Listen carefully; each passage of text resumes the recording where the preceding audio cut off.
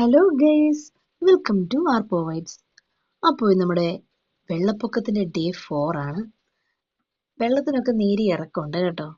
അങ്ങനെ അവിടെ പാലത്തിനടുത്തെത്തി. ഇതാണ് കണ്ണകുളം പാലം, ജാമ്പുവിൻ്റെ കാലത്തെ പാലം. കൈവരി പോലും ഇപ്പോൾ ഇല്ല. നടക്കുന്നതൊക്കെ വളരെ സൂക്ഷിക്കണം, അല്ലെങ്കിൽ വെള്ളത്തിൽ കിടക്കും. കുട്ടികളും എല്ലാവരും ഈ പാലം കയറി വേണം അപ്പുറം ഇറങ്ങി. ഇതാണ് ഞാൻ പഠിച്ച school, saint Xavier's high school Mithrakkary.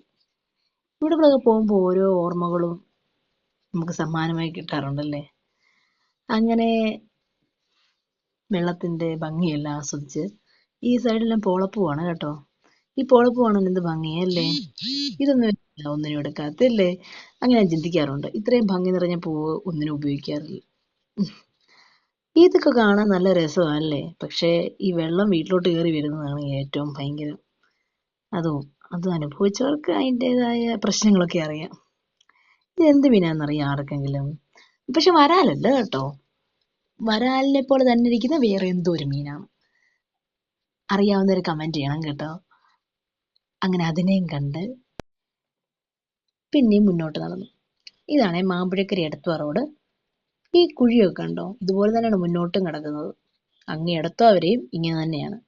ഇത് വണ്ടി അപകടം ക്ഷണിച്ചു വരുത്തുന്ന പോലെയാണ്.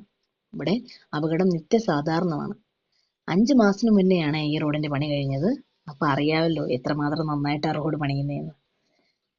ഇത് നമ്മുടെ മിത്രക്കരി അമ്പലത്തിനോടുള്ള പാലക. ഇതിന്റെ മേലെയും താഴോട്ട് നോക്കിയാൽ വെള്ളം ഒഴുകുന്നതും പോളയൊക്കെ കാണാൻ വളരെ മനോഹരമാണ്. അങ്ങനെ അതെല്ലാം കണ്ട് മുന്നോട്ട് പോയപ്പോഴാണ് അമ്പലത്തിന്റെ മുറ്റത്തെല്ലാം വെള്ളമാണ്. അമ്പലത്തിന്റെ കോമ്പൗണ്ട് ഫുൾ വെള്ളത്തിലാണ്. അങ്ങനെ അവിടെ കിടന്ന ഒരു മഞ്ചാടിക്കുരു കിട്ടി. മഞ്ചാടിക്കുരു.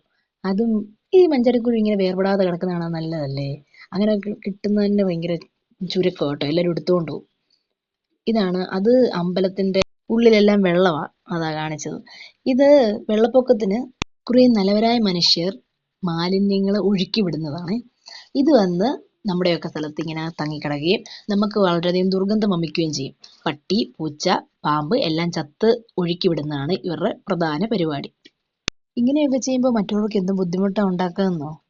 ഇനിയെങ്കിലും ഇങ്ങനെ ചെയ്യാതിരിക്കുക. നമ്മുടെ വീടും ജലാശയവും നമ്മുടേതാണെന്ന് കരുതി സംരക്ഷിക്കുക. ഓക്കെ, ബൈ, നാളെ കാണാം.